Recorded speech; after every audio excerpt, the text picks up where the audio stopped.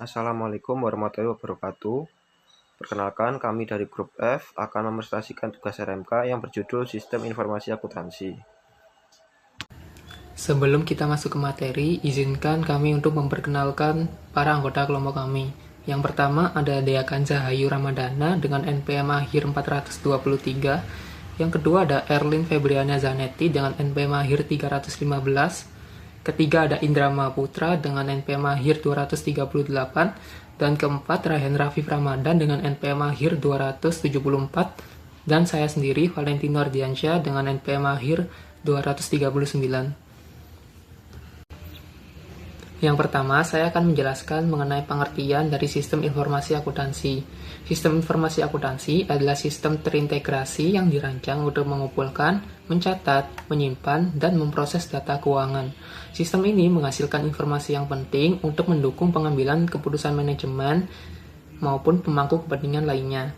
Sistem informasi akuntansi terdiri dari berbagai elemen yang saling terkait, seperti sumber daya manusia, prosedur data akuntansi, serta perangkat lunak dan perangkat keras. Seluruh elemen ini didukung oleh teknologi modern seperti komputasi awan dan jaringan real-time, sehingga informasi keuangan dapat dihasilkan secara lebih cepat, akurat, dan andal. Di slide sebelumnya, saya sempat menyinggung mengenai komponen-komponen yang ada di sistem informasi akuntansi. Nah, di slide ini saya akan menjelaskannya lebih rinci. Yang pertama ada sumber daya manusia atau SDM. Nah, SDM ini adalah pihak yang menjalankan, mengelola, dan menggunakan sistem akuntansi. Dan yang kedua ada perangkat lunak atau software, yaitu aplikasi atau sistem yang digunakan untuk mengolah data akuntansi itu. Dan yang ketiga ada perangkat keras atau hardware, ya sarana fisik pendukung seperti komputer dan perangkat input-output. Yang keempat ada data akuntansi, yaitu data transaksi keuangan yang menjadi bahan utama pengolahan informasi. Yang kelima ada prosedur dan instruksi. Nah, ini tuh maksudnya aturan dan alur kerja dalam catatan serta pengolahan data akuntansi. Dan yang terakhir ada jaringan dan teknologi, yaitu infrastruktur yang mendukung pertukaran dan pemrosesan data secara cepat dan terintegrasi. Selanjutnya, saya akan menjelaskan mengenai tujuan dari sistem informasi akuntansi. Yang pertama, tujuan utama sistem informasi akuntansi adalah menyediakan informasi keuangan yang akurat, relevan, dan tepat waktu, sehingga informasi tersebut dapat dipercaya dan digunakan oleh pihak manajemen maupun pihak terkait lainnya. Yang kedua, selain itu, sistem informasi akuntansi juga mendukung kegiatan operasional perusahaan, khususnya dalam memproses transaksi sehari-hari agar berjalan lebih efektif dan efisien. Nah, yang ketiga, informasi yang dihasilkan dari sistem ini digunakan sebagai dasar dalam pengambilan keputusan manajemen, baik keputusan jangka pendek maupun keputusan jangka panjang. Dan yang keempat, sistem informasi akuntansi juga berperan dalam meningkatkan akuntabilitas dan keandalan laporan keuangan, sehingga laporan tersebut dapat dipertanggungjawabkan. Nah, selain itu, yang nomor 5, sistem ini membantu menjamin pengendalian internal yang baik serta meminimalkan terjadinya kecurangan dalam pengelolaan keuangan perusahaan.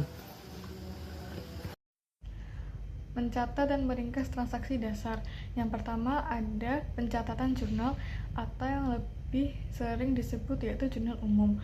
Setiap entry jurnal umum terdiri dari 4 bagian. Yang pertama ada tanggal, yang kedua ada akun dan jumlah yang akan didebit, yang ketiga ada akun dan jumlah yang akan dikredit, dan yang keempat yaitu penjelasan.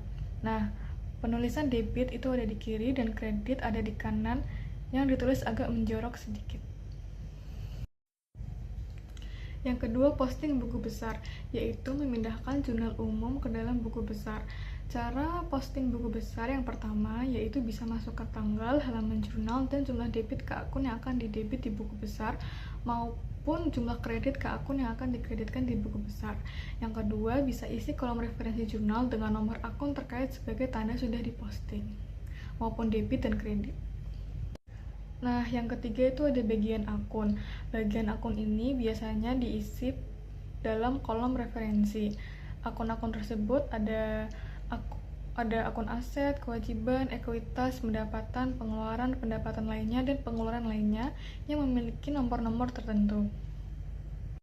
Terakhir ada neraca saldo.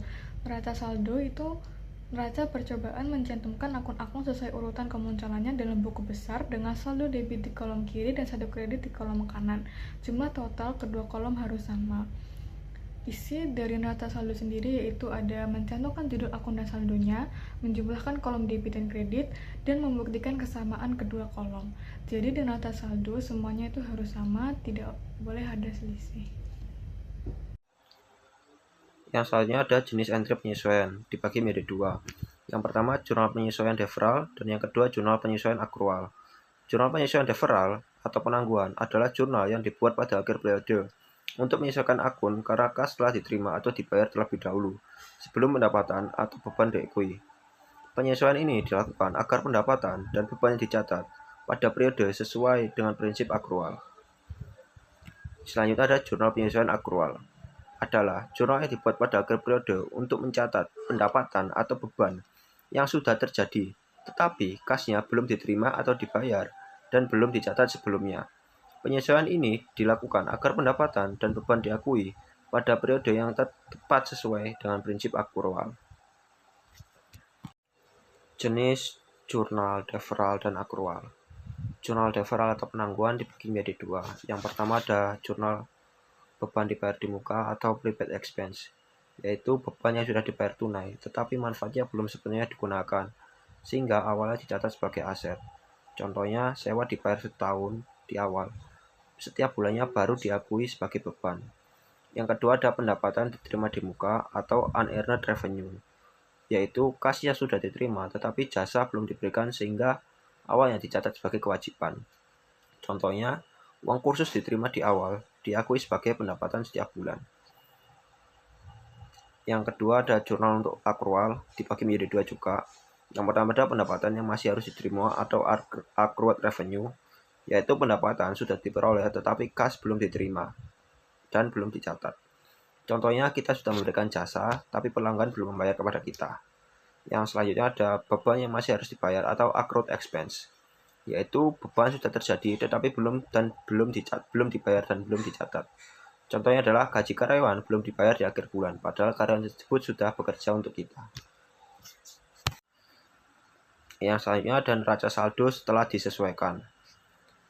Neraca saldo setelah disesuaikan disusun dari saldo akun yang telah diperbarui setelah jurnal penyesuaian, dicatat dan diposting ke buku besar. Setiap jurnal penyesuaian mengubah saldo akun tertentu, dan saldo terbaru tersebut kemudian dirangkum kembali ke dalam neraca saldo yang sudah disesuaikan untuk digunakan dalam penyusunan laporan keuangan. Selanjutnya membahas laporan keuangan. Laporan keuangan disusun dari neraca saldo setelah penyesuaian, artinya seluruh transaksi itu sudah dicatat dan disesuaikan agar mencerminkan kondisi keuangan yang sebenarnya, seperti beban yang masih harus dibayar dan pendapatan yang masih harus diterima. Ada juga tujuan penyusunan laporan keuangan. Yang pertama, menyajikan hasil operasi perusahaan, kemudian menunjukkan posisi keuangan akhir periode, dan memberikan informasi bagi pengambilan keputusan. Jadi, laporan keuangan ini itu sangat penting karena menjadi bentuk pertanggungjawaban perusahaan kepada pihak-pihak yang berkepentingan seperti pemimpin, kreditor, dan investor. Jadi, melalui laporan ini mereka itu bisa melihat dan menilai apakah perusahaan itu memperoleh laba, bagaimana kondisi keuangannya, dan apakah perusahaan itu mampu memenuhi kewajibannya. Dalam materi ini, laporan keuangan yang dibahas itu meliputi laporan laba rugi, laporan laba ditahan, dan laporan posisi keuangan. Jadi ketiga laporan ini itu saling berkaitan dan disusun secara berurutan. Nah, setelah laporan keuangan setelah disusun, tahap berikutnya adalah membuat jurnal penutup dan neraca saldo setelah penutupan.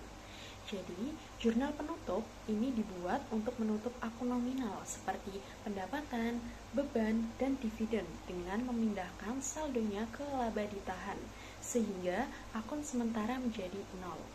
Proses ini itu menjadi penting karena akun nominal itu hanya digunakan satu periode akuntansi, sehingga harus dipindahkan agar tidak tercampur dengan transaksi di periode berikutnya.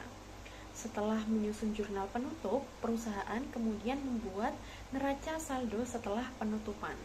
Jadi, neraca saldo ini itu hanya berisi akun permanen seperti aset, kewajiban, dan ekuitas. Tujuannya untuk memastikan bahwa saldo debit dan kredit itu tetap seimbang dan menjadi dasar awal untuk periode akuntansi berikutnya.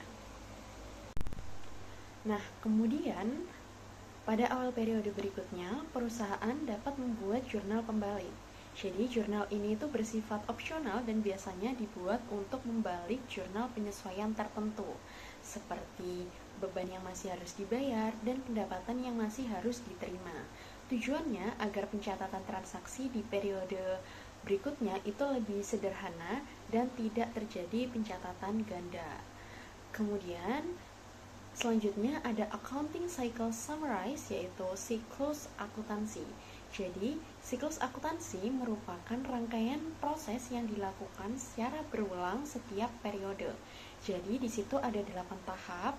Yang pertama itu mengidentifikasi transaksi. Jadi, mengidentifikasi transaksi mana yang harus dicatat. Kemudian yang kedua ada mencatat transaksi ke dalam jurnal umum. Kemudian yang ketiga itu memposting transaksi dari jurnal umum ke dalam buku besar. Kemudian yang keempat itu membuat neraca saldo sebelum penyesuaian. Jadi menyusun daftar saldo akun untuk memastikan debit dan kredit itu seimbang. Kemudian di tahap 5 itu membuat jurnal penyesuaian, yaitu menyesuaikan akun agar mencerminkan kondisi sebenarnya pada akhir periode. Kemudian di tahap 6 membuat neraca saldo setelah penyesuaian. Kemudian di tahap 7 itu membuat atau menyusun laporan keuangan yang meliputi ada laporan laba rugi, laporan laba ditahan, dan laporan posisi keuangan. Kemudian terakhir di tahap 8 yaitu membuat jurnal penutup, yaitu menutup akun nominal agar siap digunakan pada periode berikutnya. Laporan laba rugi, income statement. Tujuan dari laporan laba rugi adalah menentukan apakah perusahaan menghasilkan laba bersih atau rugi bersih. Komponen yang terdapat dalam laporan laba rugi terdiri dari akun nominal, yaitu pendapatan dan beban. Rumusnya, pendapatan dikurangi beban sama dengan laba rugi bersih. Kegunaan dari laporan laba rugi: dari laba bersih dari laporan ini akan dipindahkan ke laporan laba ditahan. Laporan laba ditahan, retained earnings statement. Tujuan laporan laba ditahan menunjukkan bagaimana laba perusahaan disimpan atau dibagikan kepada pemegang saham. Komponen laporan laba ditahan: 1. Awal laba ditahan ditambah laba bersih atau dikurangi rugi bersih dan dikurangi dividen. Rumus dari laporan laba ditahan: laba ditahan awal ditambah laba bersih dikurangi dividen sama dengan laba ditahan akhir. Kegunaan dari laporan laba ditahan: 1. Akhir laba ditahan akan muncul di bagian ekuitas pada laporan posisi keuangan. Laporan posisi keuangan, Statement of Financial Position. Tujuan dari laporan posisi keuangan menunjukkan apa yang dimiliki perusahaan dan apa yang menjadi kewajibannya. Komponen yang terdapat dalam laporan posisi keuangan berisi akun real, yaitu aset, liabilitas, dan ekuitas. Untuk rumusnya, laporan posisi keuangan, aset sama dengan liabilitas ditambah ekuitas. Jurnal penutup, closing entry, adalah proses yang dilakukan di akhir periode akuntansi untuk menyiapkan akun-akun guna periode berikutnya.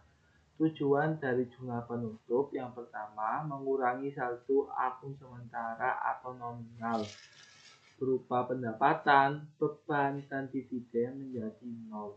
Kedua, memindahkan saldo akun-akun tersebut ke akun ekuitas permanen, laba ditahan.